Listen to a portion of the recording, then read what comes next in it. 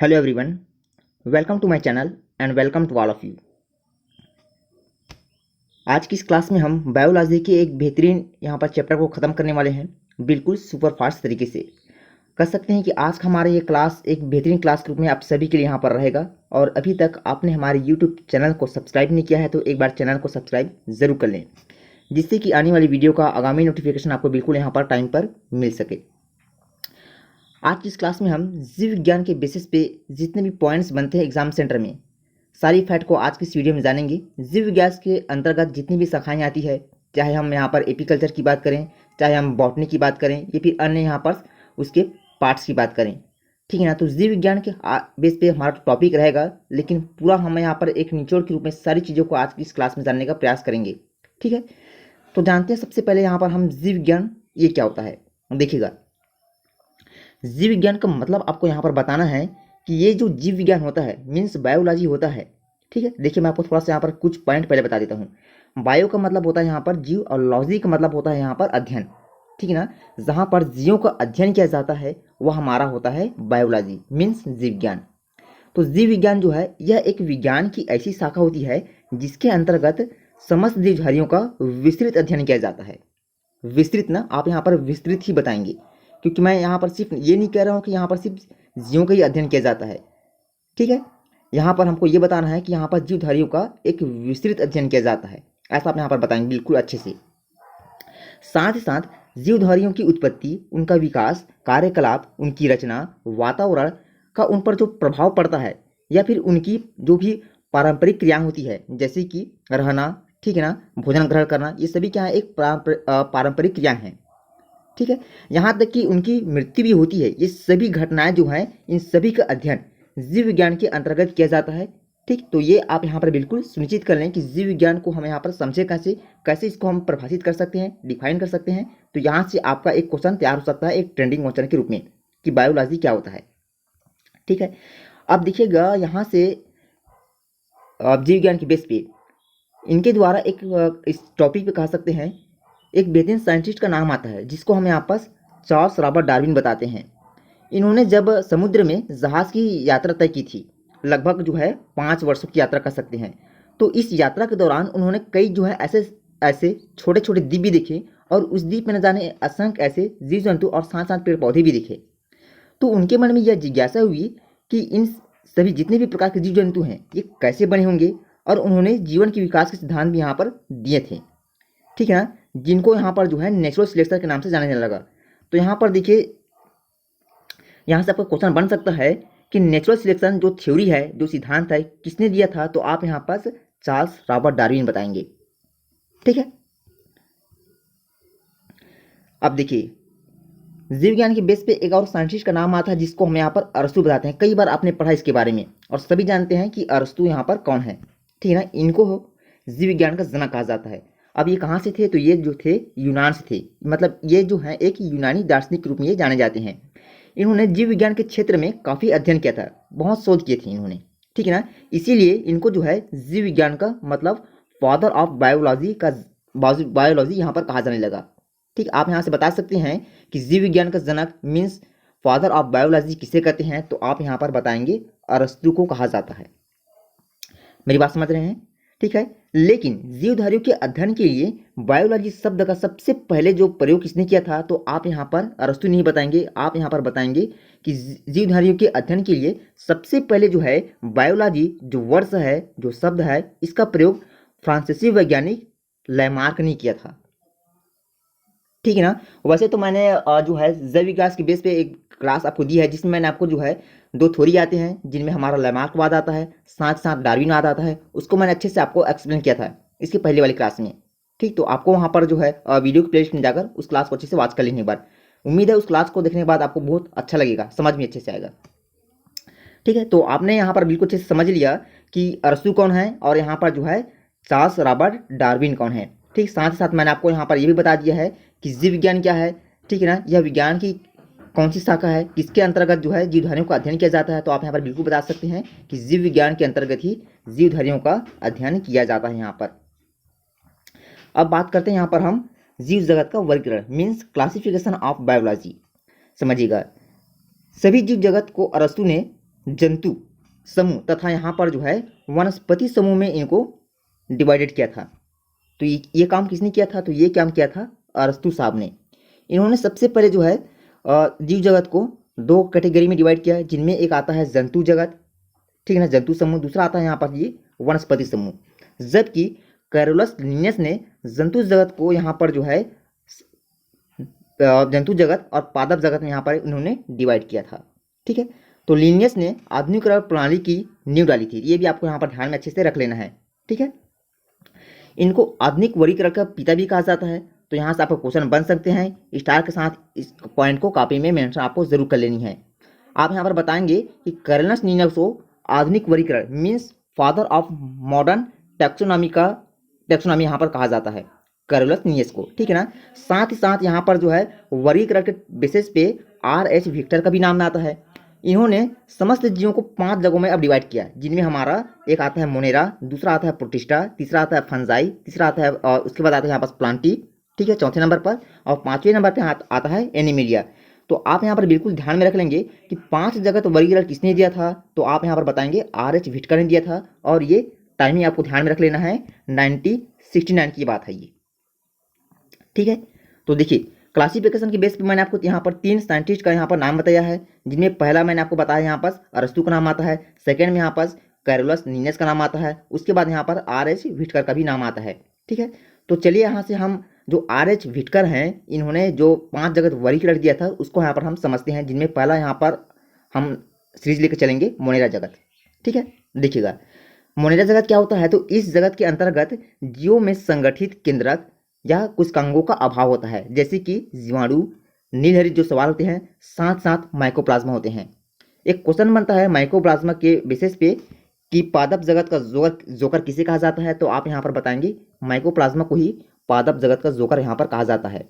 तो ये तो हो गया हमारा यहाँ पास मोनेरा। आपने यहाँ पर अच्छे समझ लिया कि मोनेरा जगत के अंतर्गत जीव में जो संगठित केंद्रक होता है, या फिर कह सकते हैं यहाँ पर कोशिकांगों का अभाव होता है।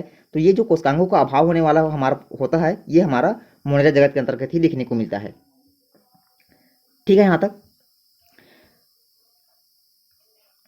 अब बढ़ते हैं, उसके बाद हम मोनेरा हो गया, अब बढ़ते हैं प्रोटिस्टा के बारे में यहाँ से समझते हैं। देखिए अब ये प्रोटिस्टा क्या होता है? तो इसमें देखिए एक कोश की यूकैरियोटिक जीव रखे जाते हैं, जैसे कि एक कोश की सवाल, प्रोटोजोआ, डायटम आदि, ठीक। तो यहाँ पर देखेंगे प्रोटोजोआ जो फाइलम होता है, जो संघ होता है, इसके अंतर्गत जैसे हम बात करेंगे अमीबा, पैरामीशियम या फिर इग्लिना, ठीक है, ये सभी क्या होते हैं? एक कोश के जीव होते हैं। इनमें सिर्फ एक ही यहाँ पर सेल्स पाए जाते हैं, ठीक। तो ये बात यहाँ पे ध्यान में रख लेंगे, ये होता है हमारा प्रोटिस्टा, ठीक है। अब बात करते हैं इसके बाद प्रोटिस्टा तो होने प्रोटिस्टा के बाद यहाँ से हम जानते हैं फंजाई, कवक, जिसको हम बताते हैं, समझिएगा। अब ये क्या होता है? तो ये जो है विषमपोषी होता है। क्या होता है? ये विषमपोषी यूकैरियोटिक जीव होते हैं। इनकी कोशिका भित्ति किसकी बनी होती है? काइटिन की बनी होती है। इनका शरीर कवक तंतुओं का बना होता है, जैसे कि यहाँ पास आप एग्जाम्पल मिल सकते हैं, ईस्ट होता है, मशरूम होता है, पेनिसिलियम होता है, ठीक है ना। अब देखिए यहाँ पास आपको थोड़ा सा ये जो यहाँ पास दिख रहा है यूकैरियोटिक, इसका मतलब आपको अच्छे से समझ में नहीं आया है। मैंने आपको जो है यूकैरियोटिक और प्रोकैरियोटिक जो सेल्स होती है, उसके लिए भी मैंने आपको एक क्लास यहाँ पर देने का वादा किया था। तो आपको भी जो है वो क्लास जो है प्लेलिस्ट में जाकर अच्छे से वॉच करनी है, ठीक है ना। उसमें आपको जो है यूकैरियोटिक क्या होता है और प्रोकैरियोटिक क्या होता है अच्छे से समझ में आ जाएगा, ठीक है। अब कवक के बाद बढ़ते हैं आगे, और चैनल को आपने यहाँ पर दिए से सब्सक्राइब किया है, इसके लिए बहुत बहुत धन्यवाद। इसी तरह आप यूँ ही मुस्कुराते हैं। राधे राधे आप सभी को बार फिर से। अब बात करते हैं यहाँ पर हम प्लांटी, ठीक है ना, पादप जगत के बारे में समझते हैं। अब देखिए पादप जगत में सेल्यूलोज की कोशिका भित्ति युक्त बहुकोशिकीय यूकैरियोटिक जीव यहाँ पर सम्मिलित किए जाते हैं, मतलब रखे जाते हैं। ये प्रकाश संश्लेषण के लिए पढ़ रहे हैं, जिसको हम यहाँ पर क्लोरोफिल बताते हैं। इनका ये उपयोग करते हैं, यूज़ करते हैं, और इनका उपयोग करके ये अपने भोजन का निर्माण करते हैं। और इस जगत को थैलोफाइट के लिए ब्रायोफाइटा, ट्रेडोफाइटा और अनावृत बीज यहाँ पर जो है अलग अलग यहाँ पर इसको भागों में डिवाइड किया गया है, ठीक है ना। क्योंकि यहाँ पर हम पादप जगत की बात करते हैं, तो पादप जगत हमारे यहाँ पर थैलोफाइटा आता है। ये इसका जगत हो गया, अलग से हो गया ना क्लासिफिकेशन इसका। थैलोफाइटा, साथ साथ ब्रायोफाइटा, टेरिडोफाइटा, अनावृत बीज, ठीक है, साथ ही साथ आवृत बीज, ये अलग यहाँ पर कैटेगरी में डिवाइड किया गया है। तो आप यहाँ पर देख सकते हैं, 1 हो गया, 2 हो गया, 3 हो गया, 4 हो गया, और ये 5 कैटेगरी में हमको अब अलग से क्या करना है, पादप जगत को लेके चलना है। ठीक, तो हमारा टॉपिक यहाँ पर सिर्फ बायोलॉजी के बेस पे है। तो देखिए मैं आपको थोड़ा सा ज़्यादा यहाँ पर लेके नहीं चलूँगा, इसके लिए मैं आपको भी एक अलग से क्लास यहाँ पर दूंगा, जिसमें मैंने थैलोफाइटा, ब्रायोफाइटा, टेरिडोफाइटा, अनावृत्ति बीज और आवृत्ति बीज के रूप में अच्छे से वो टॉपिक आपके लिए लेके चलूँगा। ठीक है ना।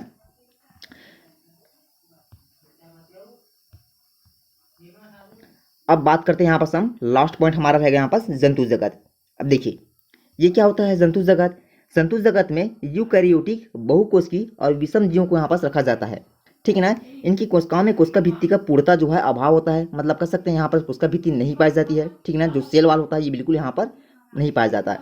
इसे अकशेरुकी तथा कशेरुकी में यहाँ पर बांटा गया है। तो देखिए यहाँ से आपका क्वेश्चन बन सकते हैं कि अकशेरुकी एवं कशेरुकी, ठीक है ना, जब R.H. व्हिटकर ने 5 जगह क्लासिफिकेशन दिया था तो उच्च जगत में अकशेरुकी और साथ साथ कशेरुकी जो कैटेगरी है ये किसके अंतर्गत आते हैं, तो आप यहाँ पास बता सकते हैं ये एनिमेलिया जगत के अंतर्गत आते हैं, ऐसा आप यहाँ पास बता सकते हैं। अकशेरुकी का मतलब क्या होता है, तो अकशेरुकी का मतलब होता है ऐसे जंतु जिनके शरीर में वर्टिबल कॉलम नहीं पाया जाता, जबकि कशेरुकी का मतलब होता है जिनके शरीर में वर्टिबल कॉलम पाया जाता है। ठीक है। चैनल को एक बार सब्सक्राइब जरूर करेंगे सिर्फ सॉल्विंग क्लास की इस बेहतरीन प्लेटफॉर्म को। अब देखिए यहाँ से हम समझते हैं जीवों के नामकरण की द्विनामकरण पद्धति क्या होती है। मैंने आपको थोड़ी देर पहले बताया था कि कैरोलस लीनियस जो कि एक काफ़ी चर्चित वैज्ञानिक के रूप में ये जाने जाते थे। ठीक है ना। कैरोलस लीनियस नामक वैज्ञानिक ने, जिन्हें वर्गीकी का जन्मदाता या फिर फादर ऑफ टैक्सोनॉमी कहा जाता है, इन्होंने जो है द्विनामकरण पद्धति का प्रतिपादन किया था। कब किया था, तो आप यहाँ पर बताएंगे 1753 में ये किया था। ठीक, इंपॉर्टेंट पॉइंट रहेगा आप सभी के लिए। इस पद्धति के अनुसार उन्होंने बताया था कि प्रत्येक द्विधारियों का जो नाम होता है ये कैसा होता है, ये लैटिन भाषा में लिखा होता है और ये 2 शब्दों से मिलकर बना होता है, जिनमें पहला नाम जो होता है ये वंश को डिनोट करता है, जबकि दूसरा नाम ये जाति को डिनोट करता है। ठीक है। पहला नाम मैंने आपको क्या बताया है, वंश मतलब जेनेरिक नेम। ठीक है ना। दूसरा नाम स्पीसीज नेम मतलब जाति नाम। तो आप यहाँ पर बिल्कुल ध्यान में रख लेंगे कि कैरोलस लीनियस ने द्विनामकरण पद्धति का प्रतिपादन किया था। ठीक है ना, 1753 में। बढ़ते हैं आगे। वंश तथा जाति के नामों के बाद उस वर्गीकृत मतलब कैरोलस लीनियस ने यहाँ पर नाम आता है। ठीक है। देखिए आपको थोड़ा सा यहाँ पर समझ जाना है, एक सेकेंड। क्या बताया मैंने आपको थोड़ी देर पहले कि वंश तथा जाति के नामों के बाद वर्गीकृत। अब वर्गीकृत ये कौन है, तो यही है कैरोलस लीनियस। इनको जो है वर्गीकृत के नाम से भी जाना जाता है। ठीक है। जिसने सबसे पहले उस जाति को खोजा था, जिसने इस जाति को सबसे पहले वर्तमान में नाम प्रदान किया था। जैसे मानव वैज्ञानिक नाम आप सभी को पता है, कई बार मैंने आपको बताया इसके बारे में, आप सबको पता है यहाँ पर। ठीक है ना। मानव वैज्ञानिक नाम क्या है, तो आप यहाँ पास होमो सेम्पियस बताते हैं, होमो सेम्पियस लिन ऐसा बताएंगे आप यहाँ पर ना, बिल्कुल। ठीक है। ये रियलिटी नाम है यहाँ पास, होमो सेम्पियस लिन। अब देखिए तो यहाँ पर जो ये होमो वर्ड्स है, ठीक है ना, ये होमो वर्ड्स है, ये क्या है, वंश है कि जाति है, तो आप यहाँ पर वंश बताएंगे, जबकि जो ये सैम्पियंस है यही यहाँ पर जाति को उल्लेख करता है। तो इस प्रकार से जो है कैरोलस लीनियस ने द्विनामकरण पद्धति के आधार पर जो है पहला नाम वंश तथा दूसरा नाम जाति को यहाँ पास इंगित किया था। ठीक है। जिसकी एक जाति सैम्पियस है और दूसरी जाति आप यहाँ पास बता सकते हैं क्या है, यहाँ पास होमो है। ठीक है जी। देखिए लीनियस शब्द का संक्षिप्त रूप, इसका अर्थ क्या है, तो आपको यहाँ पर ध्यान रखना है कि इसका जो अर्थ है, सबसे पहले लीनियस ने इस जाति को होमो सेम्पियस नाम से पुकारा था। ठीक, ये भी आपको यहाँ पर अच्छे से नोटिस कर लेनी ही बात। अब देखिए यहाँ पर हम जानते हैं इस स्लाइड में कि यहाँ पर कुछ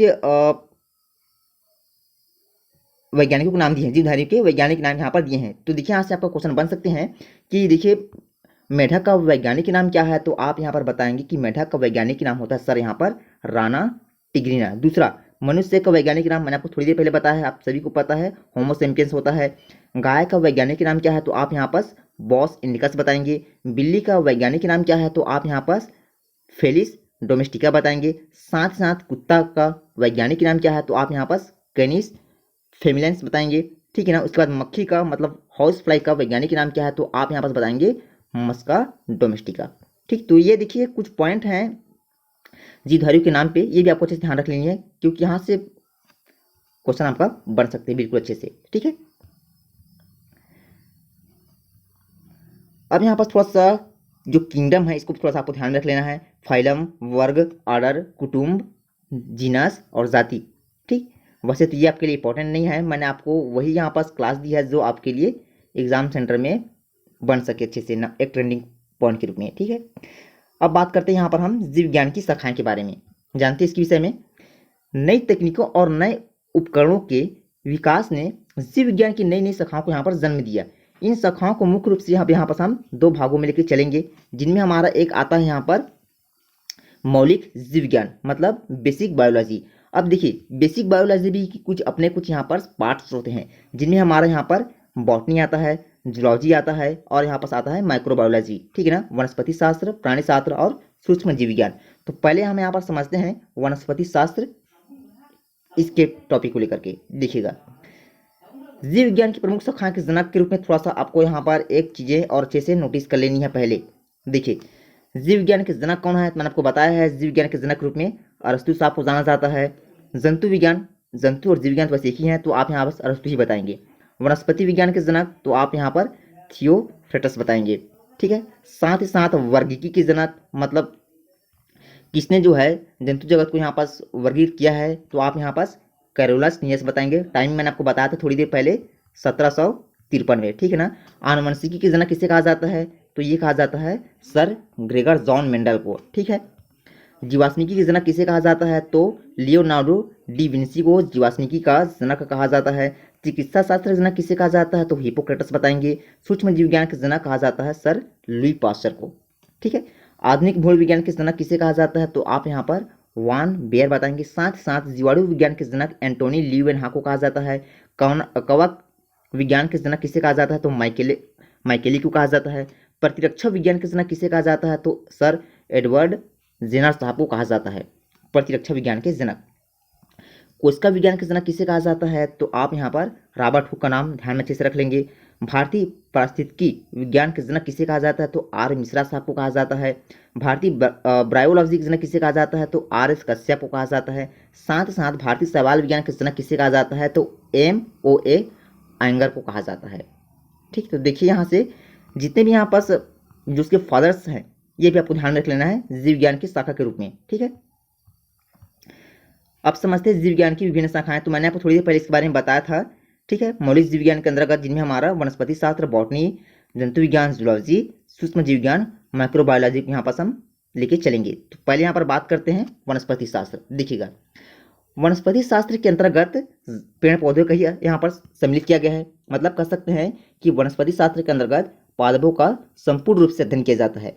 ठीक है, और इसकी विभिन्न शाखाएं भी इस प्रकार है। मतलब अब हमको यहाँ से वनस्पति शास्त्र के बेसिस पे और भी कुछ पॉइंट यहाँ पर हमको लेके अब चलना पड़ेगा। ठीक है, तो पहले बात करते हैं यहाँ पर हम शारीरिकी, मतलब एनाटॉमी। इसके अंतर्गत क्या किसका अध्ययन किया जाता है, तो इसके अंतर्गत सर अध्ययन किया जाता है पौधे की जो आंतरिक संरचना होती है, उसके अंतर्गत हमारा शारीरिकी का अध्ययन किया जाता है, मतलब एनाटॉमी का अध्ययन किया जाता है।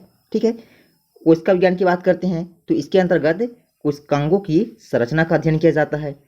ठीक है, कोशिका जैविकी की बात करते हैं, मतलब सेल बायोलॉजी की बात करते हैं, तो इसके अंतर्गत कोशिकांगों की संरचना, साथ साथ उनका जो कार्य होता है, जो फंक्शन होता है, उसके अंतर्गत जो है सेल बायोलॉजी पढ़ा जाता है, सेल बायोलॉजी का अध्ययन किया जाता है।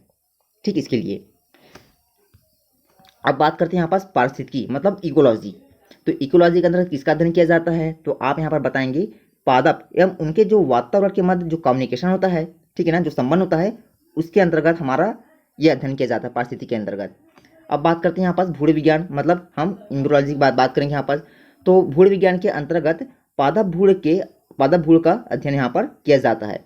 ठीक है, वृक्ष विज्ञान, मतलब डेंड्रोलॉजी, तो यहाँ पर वृक्षों का जो अध्ययन किया जाता है उसको हम यहाँ पास वृक्ष विज्ञान बताते हैं। पराग विज्ञान, ये क्या होता है, तो जहाँ पर आवृत एवं अनावृत बीजों के पौधे के पराग कणों का अध्ययन किया जाता है, वह हमारा होता है पराग विज्ञान, मीन्स पेलेनोलॉजी। ठीक है, नेक्स्ट पॉइंट पादप जीवाश्म विज्ञान। तो इसके अंतर्गत अध्ययन किया जाता है पादप जीवाश्मों का ही अध्ययन किया जाता है, मतलब पेलेनोबॉटनी ये होता है इंग्लिश इसका नाम जो है। ठीक है ना, पादप कार्य की क्या होता है, तो इसके अंतर्गत पादप के विभिन्न अंगों के कार्यों का अध्ययन किया जाता है। ठीक, इसको हम यहाँ पास पादप कार्य की बताते हैं प्लांट फिजियोलॉजी। ठीक, प्लांट फिजियोलॉजी। ठीक है, अब बात करते हैं यहाँ पास वर्गीय मतलब टैक्सोनॉमी। देखिए टैक्सोनॉमी का इसके अंतर्गत किसका अध्ययन किया जाता है, तो आप यहाँ पर बताएंगे कि इसके अंतर्गत पादपों के वर्गीकरण का अध्ययन किया जाता है, ठीक है ना। तो उस टॉपिक को हम यहाँ पर वर्गीय या फिर टैक्सोनॉमी बताते हैं। सेल विज्ञान क्या होता है, तो सेल विज्ञान का मतलब सेल बोल रहे मैं, सवाल विज्ञान क्या होता है मतलब एल्गोलॉजी। तो इसके अंतर्गत सवाल समूह का अध्ययन किया जाता है, ठीक। तो उस टॉपिक को हम यहाँ पर सवाल विज्ञान बताते हैं, ठीक है, एल्गोलॉजी। अब उसके बाद बढ़ते हैं आगे।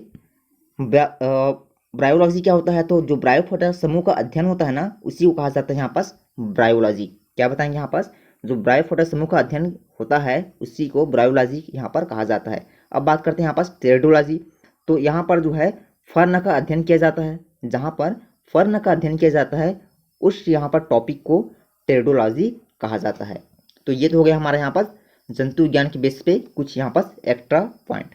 अब बात करते हैं यहाँ पास जंतु बोल दिया मैं, हमारा चला था वहाँ पास वनस्पति विज्ञान, ठीक है। उसके बाद नेक्स्ट पॉइंट यहाँ पास रहेगा जंतु विज्ञान।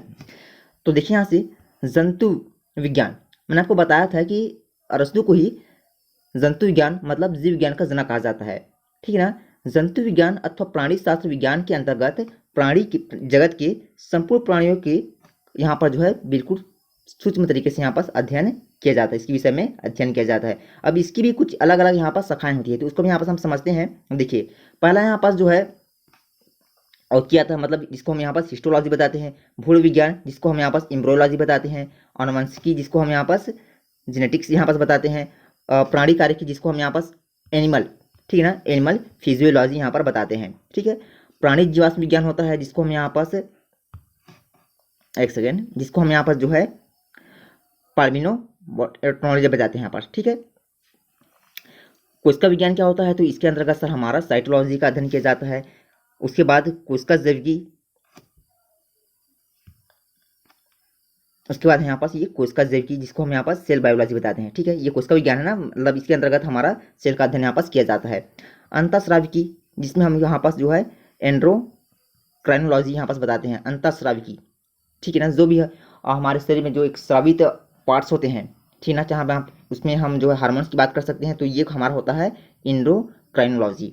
अब बात करते हैं यहाँ पास हम हर्पेटोलॉजी। तो इसके अंतर्गत सरीसृपों का अध्ययन किया जाता है हर्पेटोलॉजी के अंतर्गत, ये भी आपको यहाँ पर ध्यान रख लेनी है, ठीक है।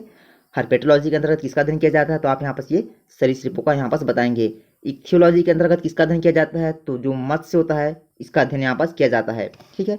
प्रतिरक्षा विज्ञान के अंतर्गत किसका अध्ययन किया जाता है, तो रोगों के प्रति शारीरिक प्रतिरक्षा से संबंधित यहाँ पास अध्ययन किया जाता है, ठीक है। ओडोंटोलॉजी के अंतर्गत दांतों का अध्ययन यहाँ पास किया जाता है। साथ साथ जो विष विज्ञान होता है मतलब टॉक्सिलॉजी जो होता है, इसके अंतर्गत विषैले पदार्थ हुआ जंतुओं के शरीर पर जो प्रभाव पड़ता है विष का, इसका अध्ययन किया जाता है, ठीक। तो उसको उस टॉपिक को हम यहाँ पास विष विज्ञान बताते हैं। अब बात करते हैं मायोलॉजी। मायोलॉजी क्या होता है, तो इसके अंतर्गत हमारा पेशियों का अध्ययन किया जाता है, ठीक है। आप यहाँ पर बताएंगे कि जहाँ पर पेशियों का अध्ययन किया जाता है वह टॉपिक हमारा मायोलॉजी होता है। न्यूरोलॉजी क्या होता है, तो तंत्रिका तंत्र का अध्ययन यहाँ पर किया जाता है न्यूरोलॉजी के अंतर्गत। ऑन्कोलॉजी क्या होता है, तो यहाँ पर सर हमारा कैंसर एवं उसके उपचार का अध्ययन किया जाता है, ठीक है। आर्थिनोलॉजी क्या होता है, तो यहाँ पर जो पक्षियाँ होती हैं, जो पक्षियों का अध्ययन होता है वह हमारा कहलाता है यहाँ पास आर्थिनोलॉजी। साथ ही साथ सेरीकल्चर के अंतर्गत हमारा जो रेशम का उत्पादन होता है ना, वह हमारा सेरीकल्चर के अंतर्गत पढ़ने को मिलता है। तो ये तो हो गया हमारा यहाँ पर जंतु विज्ञान। अब बात करते हैं यहाँ पर हम सूक्ष्म जीव विज्ञान। देखिएगा ये क्या होता है सूक्ष्म जीव विज्ञान, तो जीव विज्ञान की वह शाखा होती है हमारी सूक्ष्म जीव विज्ञान जो है, जिसके अंतर्गत सूक्ष्म जीवों जैसे जीवाणु, विषाणु, माइकोप्लाज्मा आदि का अध्ययन किया जाता है, ठीक है। तो आपको यहाँ पास बिल्कुल यहाँ से रिलेट कर लेना है सूक्ष्म जीव यहाँ पर क्या होते हैं, ठीक ना, जिसको हम यहाँ पास नग नाखुश से नहीं दे सकते। तो ऐसे जीवों का अध्ययन हमारा सूक्ष्म जीव विज्ञान के अंतर्गत किया जाता है। अब इनकी भी कुछ शाखाएं होती है, जिनमें एक हमारा आता है जीवाणु विज्ञान, ठीक है ना, जहाँ पर जीवाणु का अध्ययन किया जाता है। विषाणु विज्ञान जहाँ पर विषाणुओं का अध्ययन किया जाता है, ठीक है। अब समझते हैं यहाँ से अगले पॉइंट की तरफ बढ़ते हैं। हम यहाँ पर जानेंगे अनुप्रयोगिक जीव विज्ञान, यहाँ से हम पढ़ेंगे, ठीक है। तो देखिए जीव विज्ञान की वह शाखा जिसमें उस विषयों का अध्ययन किया जाता है जो कि मानव समाज के उत्थान में उपयोगी है।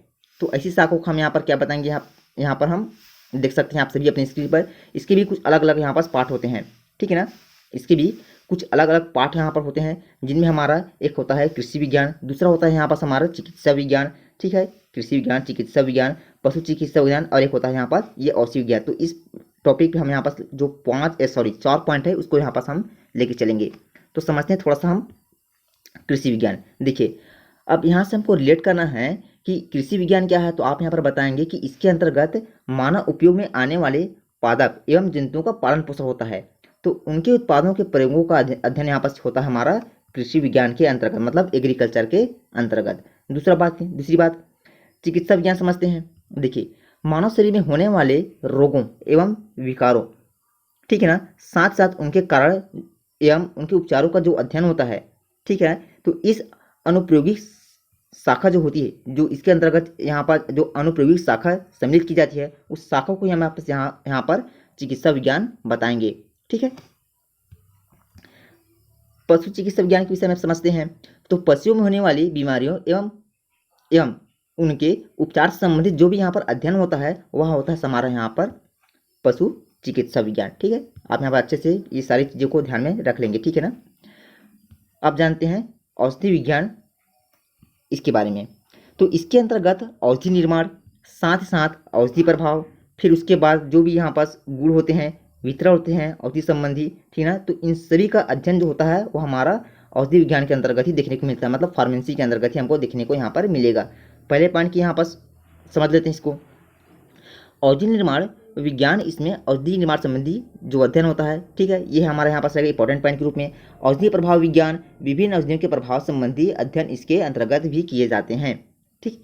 तो देखिए, यहाँ से मैंने आपको बताया है जीव विज्ञान के अनुप्रयोग, साथ ही साथ जीव विज्ञान के जो दुरुपयोग हैं उसको भी यहाँ पर हम समझ लेते हैं, ठीक है।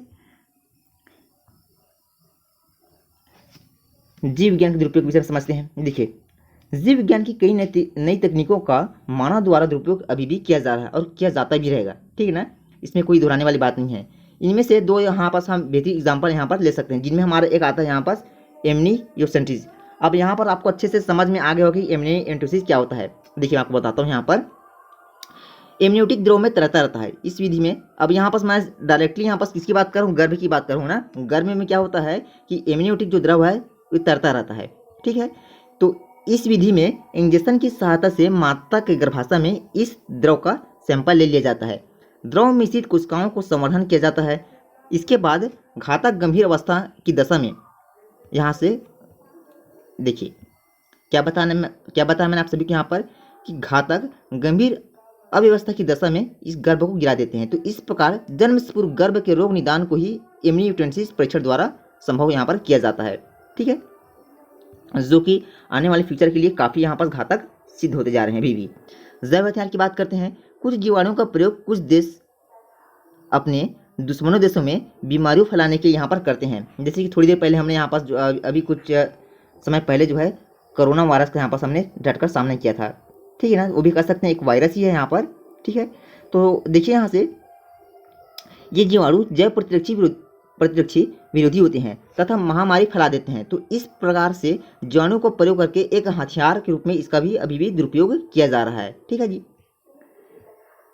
यहाँ से देखिए कुछ यहाँ पर शाखाएं हैं और जो संबंधित यहाँ वैज्ञानिक है वो भी आपको यहाँ पर ध्यान में अच्छे से रख लेना है। तो आपको एक बार इसका स्क्रीनशॉट यहाँ पर अच्छे से ले लेना है, ठीक है।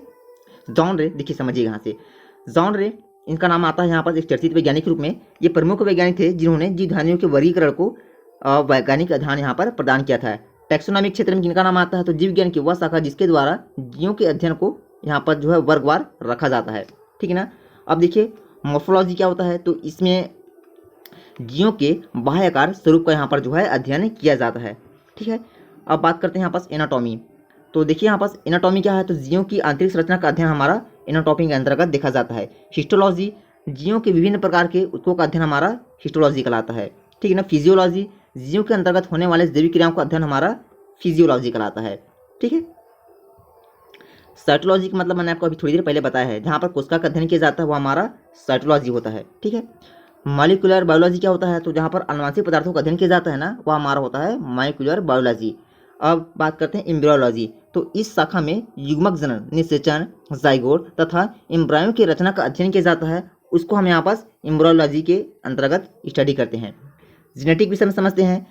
जीवों में पाई जाने वाली जो विषमता होती है, विभिन्नता होती है, जो समानता होती है, ये हमारा जो है आनुवंशिकता के अंतर्गत अध्ययन किया जाता है, जिसको हम यहाँ पर जेनेटिक बताते हैं। ठीक है। एंजियोलॉजी क्या होता है इसको समझते हैं। जहाँ पास रुधिर वाहिनी का अध्ययन किया जाता है सर, तो उसको हम कहते हैं एंजियोलॉजी। ठीक है ना। अब समझते हैं पैलेंटोलॉजी। तो इसमें जो है जीवाश्मों का अध्ययन किया जाता है, मतलब फॉसिल का अध्ययन किया जाता है, वह होता है हमारा टॉपिक पैलेंटोलॉजी। ठीक है। एक्सोबायोलॉजी विषय में समझते हैं। तो इसके अंतर्गत पृथ्वी के अलावा अन्य ग्रहों का अध्ययन किया जाता है, उनकी संभावनाओं का अध्ययन किया जाता है, तो उसको हम यहाँ पास एक्सोबायोलॉजी बताते हैं। एपीकल्चर के बारे में हमने कई बार पढ़ा है, आप सभी को पता है इसके बारे में। जहाँ पर मधुमक्खियों का अध्ययन या फिर पालन होता है, वो हमारा होता है यहाँ पास एपीकल्चर। ठीक है।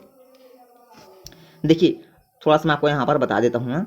यहाँ पास हमारा एपीकल्चर की यहाँ पर बात हो रही है। ठीक है। एपीकल्चर, कल्चर मतलब होता है जहाँ पास पालन होता है, वो हमारा जहाँ पर किस जीवों का पालन होता है।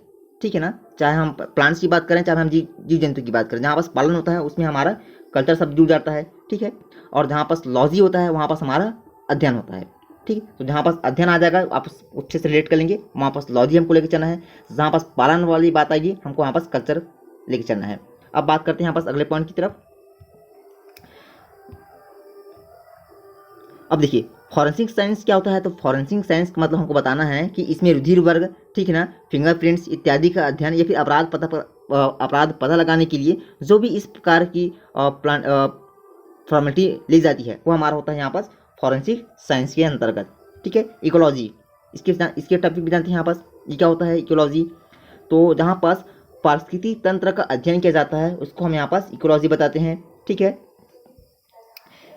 इजनेसिस क्या होता है। तो ये होता है हमारा, इसमें आनुवंशिकता के आधार पर मानव जाति को श्रेष्ठ बनाने रखने के लिए, ठीक है ना, अच्छे से अच्छे और रूप में इसको जो है फ्यूचर के लिए जनरेट करने के लिए जो स्टडी अपनाई जाती है, जो स्टडी की जाती है, उस स्टडी के उस टॉपिक को हम यहाँ पास इजोजेनेसिस में बताते हैं। ठीक है। अब बात करते हैं यहाँ पास हम ओलेरीकल्चर। तो इसके अंतर्गत अध्ययन किया जाता है सब्जियों का अध्ययन किया जाता है। ठीक है। ऑस्टियोलॉजी के अंतर्गत अस्थिलॉजी, साथ साथ कंकाल तंत्र का यहाँ पास अध्ययन किया जाता है। ठीक है। साइकोलॉजी के अंतर्गत पेशियों का अध्ययन किया जाता है। ठीक है। कॉन्ड्रोलॉजी के अंतर्गत उपास्थियों का अध्ययन किया जाता है। ठीक है। क्रायोजेनेसिस के अंतर्गत जीव जंतु के शरीर के शीत का यहाँ पास अध्ययन किया जाता है, मतलब उनके जो है ठंड वाली पार्ट्स का यहाँ पास अध्ययन किया जाता है। मिमिक्रोलॉजी का अध्ययन मिमिक्रोलॉजी क्या होता है। तो इसके अंतर्गत सर हमारा चींटियों का अध्ययन किया जाता है। सरीसृपों का अध्ययन के बारे में आपको बताया था, इसको हर्पेटोलॉजी कहते हैं। ठीक है ना। मकड़ियों का अध्ययन क्या कहलाता है। तो इसको आर्केनोलॉजी कहा जाता है। ठीक है। छिपकलियों का अध्ययन क्या कहलाता है। तो छिपकलियों का अध्ययन ये कहलाता है हमारा सीरोलॉजी। ठीक है। एथनोलॉजी, तो मनुष्य की जातियों का यहाँ पास जो अध्ययन होता है, उसको हम एथनोलॉजी यहाँ पास बताते हैं। ठीक है। अब बात करते हैं यहाँ पास क्रेनोलॉजी। तो यहाँ पास जो मानवीय सौंदर्य का अध्ययन होता है, वो हमारा होता है यहाँ पास क्रेनोलॉजी। ठीक है। कैलोलॉजी आप यहाँ पास बताएंगे।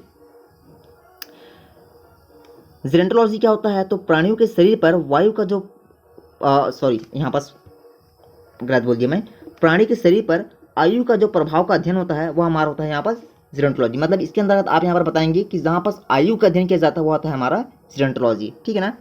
हिप्नोलॉजी का अध्ययन की बात करते हैं। तो हिप्नोलॉजी का जो अध्ययन होता है, मतलब नींद का जहाँ पर अध्ययन किया जाता है, वो हमारा होता है यहाँ पर हिप्नोलॉजी कहलाता है। ठीक है। अब इसके कुछ महत्वपूर्ण और भी फैक्ट हैं, उसको भी थोड़ा सा यहाँ पर हम समझ लेते हैं। ठीक है।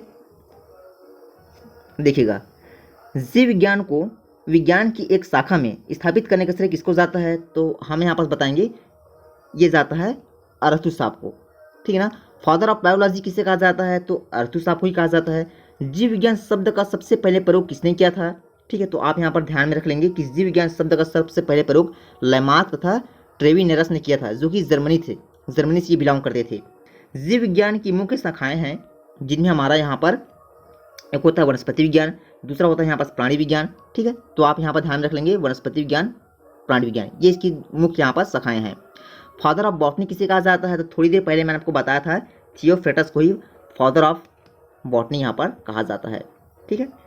बुक हिस्टोरिया प्लांटेनम के लेखक कहाँ हैं। तो यहाँ पास थियोफ्रेटस साहब को जो है हिस्टोरिया प्लांटेनम के लेखक कहा जाता है।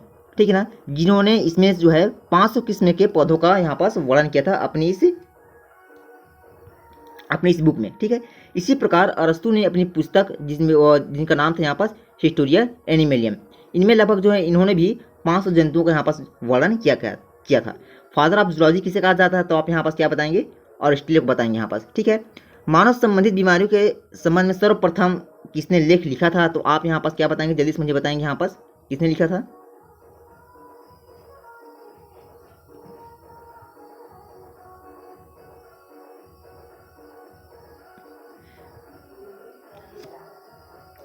नाम आपको पता है यहाँ पास चल गया वजह से, ठीक है ना। चलिए कोई बात नहीं। फादर ऑफ मेडिसिन किसे कहा जाता है, तो आप यहाँ पास हिप्पोक्रेटस ही बताएंगे, ठीक है। जीव मंडल में जंतुओं की लगभग जो है अभी तक कहा जाए 12 लाख यहाँ पर जातियों को सम्मिलित किया गया है। तो ये भी एक इंपॉर्टेंट पॉइंट साबित हो सकता है आप सभी के लिए। आप देख सकते हैं यहाँ पर, ठीक है ना, कि जीव मंडल में जंतुओं की लगभग जो है 12 लाख जातियों को फ्यूचर में भी सम्मिलित किया गया है। केवल प्लांटिस जगत के सदस्यों में ये वैक्यूल पाई जाती है। ये भी आपको यहाँ पर ध्यान में रख लेनी है, ठीक। वैक्यूल, अच्छा वैक्यूल क्या होता है, जल्दी कोई मुझे बताइए यहाँ पर। चलिए बहुत बढ़िया। तो चलिए यहाँ पर उम्मीद है आप सभी को आज की हमारी क्लास बेहतर और यहाँ पर उम्दा लगी होगी। तो एक बार चैनल को सब्सक्राइब जरूर कर लेंगे सिर्फ ऑनलाइन क्लास की इस बेहतरीन प्लेटफॉर्म को। आप सभी को एक बार राधे राधे, जय श्री कृष्ण।